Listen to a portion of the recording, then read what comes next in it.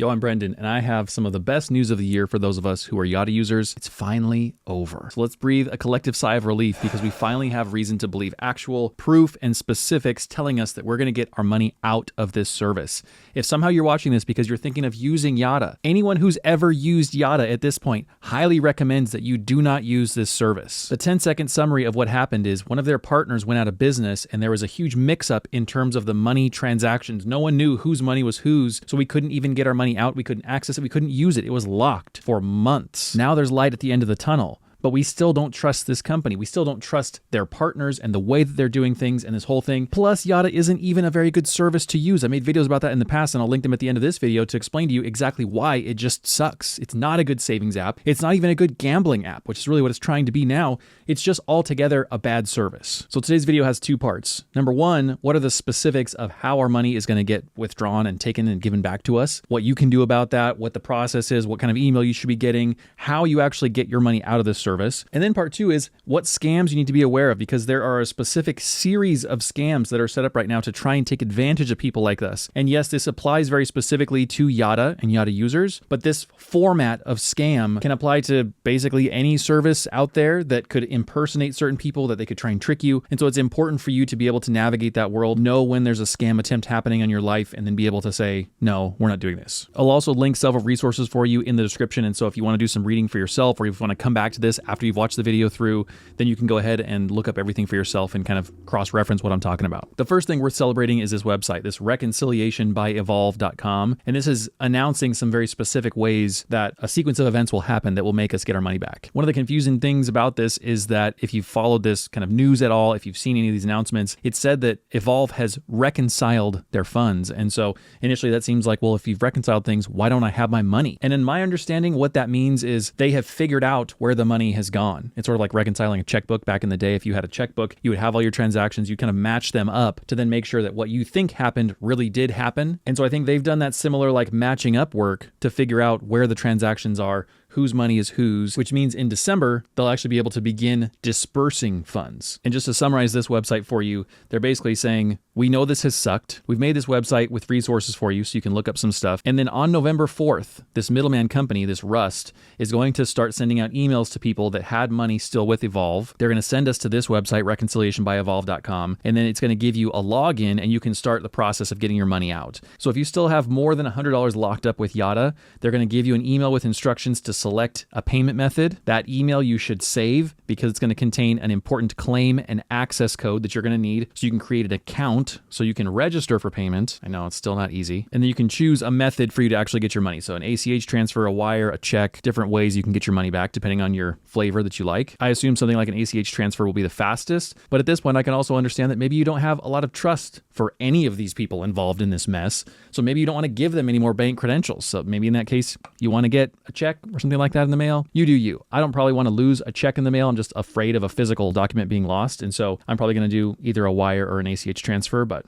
we'll see when the time comes. But actually, I won't have to because I have less than $100, so I've got different kind of instructions. But then they say payments will be sent within approximately 7 days of end users setting up their account and choosing your payment method. If you don't respond by December 4th, you'll get a check. So even if your friends all use Yotta and you never sent them this video because you're a bad friend and they never saw any of these emails, they never did anything, they're still going to get their money back out, which is amazing. I love that they have this backstop set up in place. And if you're like me and you had less than $100 in your account, then it says you're going to receive payments directly through an online payment service. I have no idea what that means. What's an online payment service? Is that PayPal? Is that Apple Cash? Is that Zelle? I have no idea, but somehow we're going to get online payment. Then anybody who doesn't collect their payment by logging into this website and figuring out how to do that, by December 4th, they're going to have a check mailed out to them. And this FAQ page has 38 different questions that you can have answered through this, so I'm not going to go through literally all of them today. I just wanted to highlight a couple things. First off, how much money is Evolve holding? I think this is fascinating. They've got $46 million of people's money that's in connection to this issue, this failure of Synapse Bank. Then it additionally holds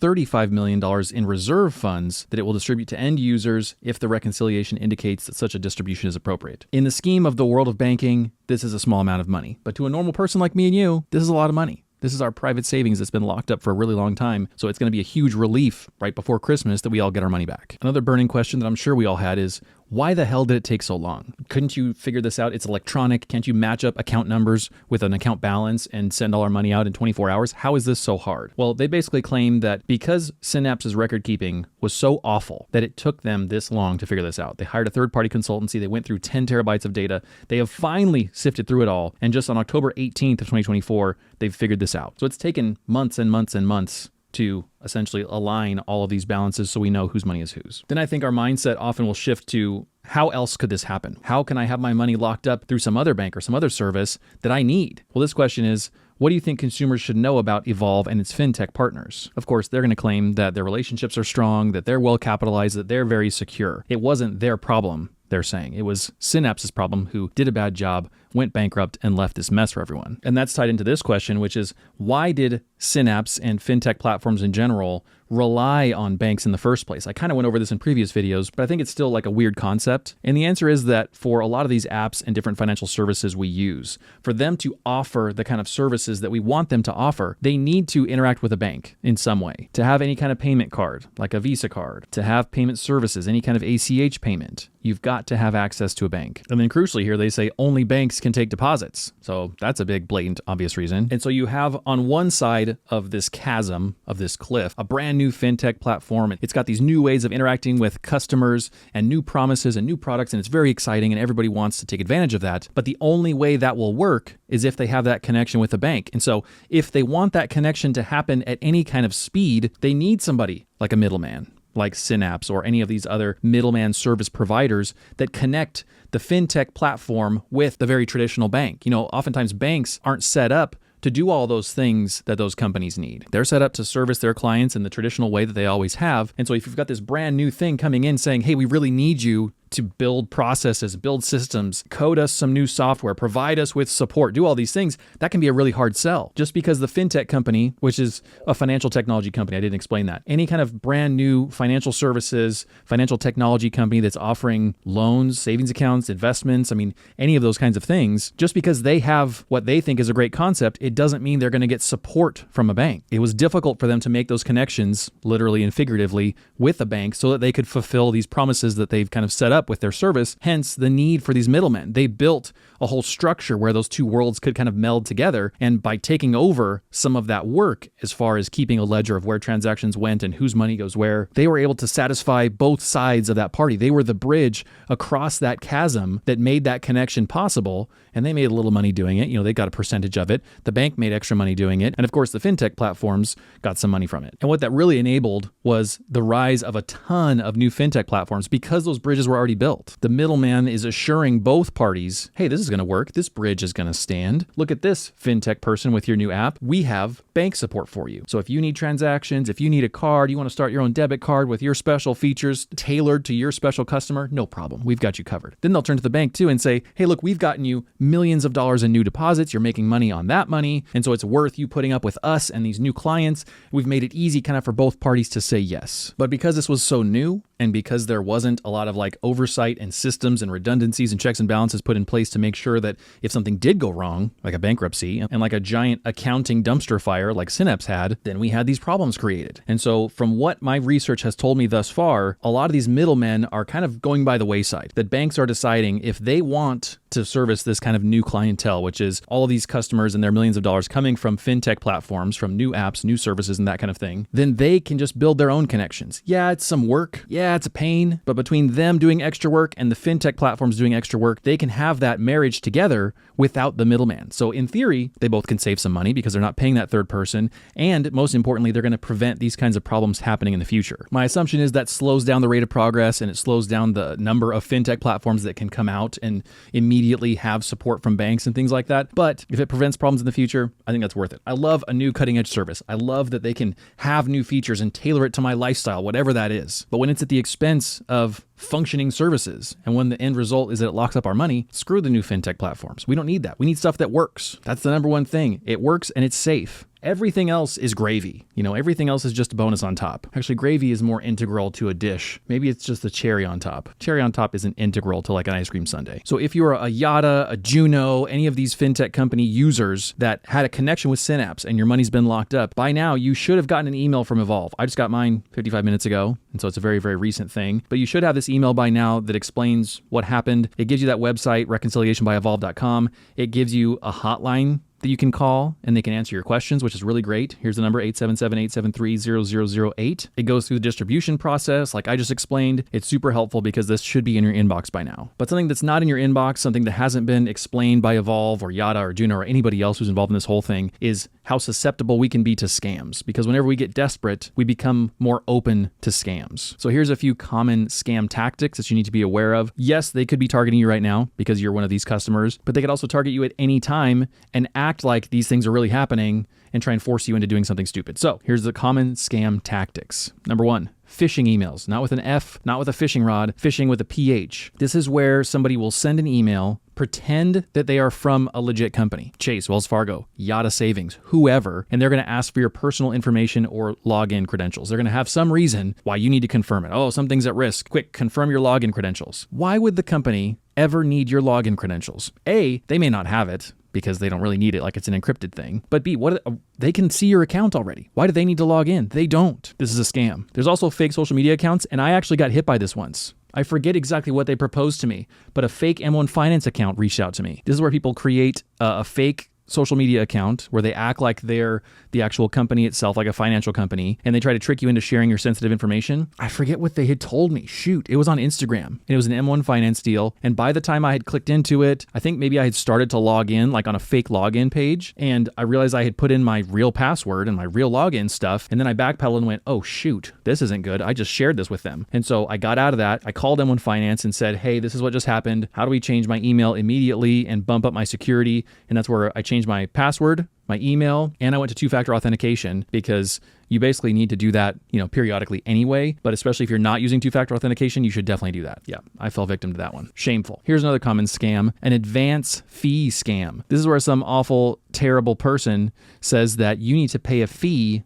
to unlock your money. So they might say, hey, we're Yotta, you've got $10,000 in here. If you just send us $300, then we will expedite your payout by whatever. We'll get it to you in 3 hours or 3 days or something. And you say, oh, that's worth it. I'd rather have my money now than wait for November 4th to happen. You wire them some money or you send it in some way. They make away with it. You never see it again. Don't do it. We already have timelines. We already know from the real people this is happening. Leave it alone. Then somebody could also contact you and say that they need your personal information to verify your identity before you get your money back out. They already know who we are. They don't need to verify anything. Don't fall for this. I found these tips on the Yotta subreddit. I wanted to share them with you. And then also I'll link this as well as kind of a sequence of events if you really want to dive into the history of why exactly this all happened and what the trajectory of events that got us to this place. I'll put that in here too so you can see that. And then there's 3 good tips here that apply to Yotta and everyone else. A company should never ask for sensitive information via email or social media. Why do they need to verify who you are? They very well know who you are. There's no reason for them to need you to verify your information. The only time I said never,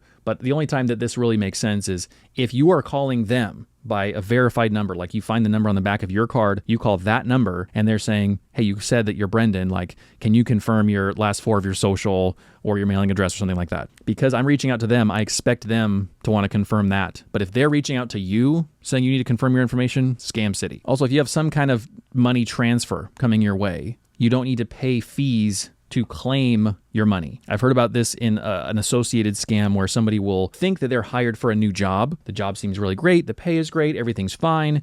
And then at the end of the first week or the end of the first few days, they get hit up with this thing that says, well, you need to send us some money to unlock your paycheck or to claim your first paycheck. And it's like, what job have you ever had that you have to pay them to get your paycheck? This makes no sense. This whole thing has been a facade so they can get that money from you. And in general, if you get some kind of communication and you're not sure about it, it's from some financial company or they're saying you need to do something, you reach out to them through an independently verified channel. Don't just Google something. Look on a card you have, look on a statement, go to maybe their official website and look for a contact us section. Don't respond back to that DM or that email or whatever. There are very tricky ways that people can reroute communications, make it look real, but it's really not. I hate that this has been the reality for us. I'm annoyed that I made videos about Yotta years ago, thinking that it was decent service, and it was for a time. a functional, decent service that got you extra money for your savings than other ones did. And so it was kind of fun. It was worth using. It was gamified. And then they turned into a non-functional casino with all of our money locked away. And so hence the rejection I have for it now, the reasons that I make these videos now to say, don't use it, get your money out, run away, and use someone who's a lot more reputable. Oh, one other thing I didn't mention before that I think is worth mentioning is that there still could be middleman service providers out here like Synapse who are the middleman between a fintech service, an investing platform or something like that, and a traditional bank. All those parties could be reliant on this middleman. And in reality, somebody like the FDIC or the FTC doesn't have jurisdiction to step in those times and say, you need to reconcile this or you need to do what's right, because it's not a bank going out of business. It's not anything illegal. It's just people being bad at business. It's people being bad at the service they claimed they were going to do. And it's a dispute between two businesses that caused this. That's not something that the FTC and the FDIC really jump into and say, oh, we've got to step in and make this right. And so they're not much of a help there. And I know a lot of people then doubt the FDIC insurance coverage from somebody like Yotta, who said they had FDIC insurance coverage. So why are we not getting our money out? Because if they were really FDIC insured, wouldn't we get our money back out? Well, FDIC insurance is if the bank goes out of business, from my understanding. Because Evolve didn't go out of business, the money is still there somewhere. FDIC has nothing to do. It's not that the bank is going out of business. It's that they've mixed up the accounts. They don't know whose money is whose. The money's there. The bank is functional and in business. It's just that we don't know if this is your money or that's my money or whose amount is where and how did it get transferred. It's just lost. It looks like my garage or my studio, for lack of a better term. It's a mess. So if other financial platforms that we've used, other apps, have something like a middleman service provider akin to Synapse, and if something similar happens to that middleman service provider like it did with Synapse, where they go out of business or they just do their job badly, then it will take a lot of time to sort out this mess. I don't know if there's a good way for us to vet companies and figure out who has a middleman or not. It's very difficult to know how that structure happens. Okay, if so-and-so investing platform uses